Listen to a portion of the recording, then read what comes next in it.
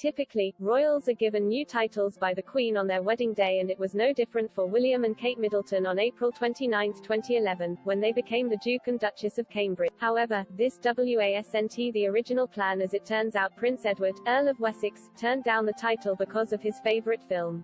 The sons of the monarch traditionally receive dukedoms. Prince Charles is the Duke of Cornwall and Prince Andrew is the Duke of York.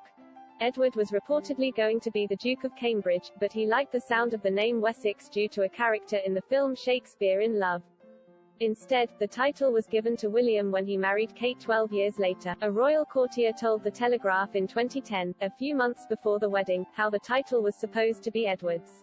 The courtier said, Prince Edward was going to be the Duke of Cambridge, but he watched the film Shakespeare in Love, which had a character called the Earl of Wessex. He liked the sound of it and asked the Queen if he could have that instead. The newspaper also claimed William did not want to be a Duke. The courtier said, he says he was born Prince William and wants to continue to be known as that.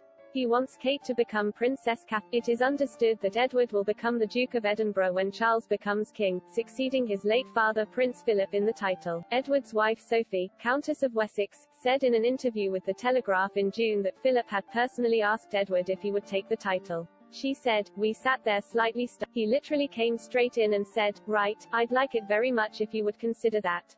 Edward had already taken on some of his father's patronages and serves as a trustee of the Duke of Edinburgh Award scheme. When Edward and Sophie married in 1999, a Buckingham Palace statement said the Queen, Philip and Prince Charles had agreed that Edward would be given the title after Philip's death. Edward addressed the matter in July when speaking to the BBC.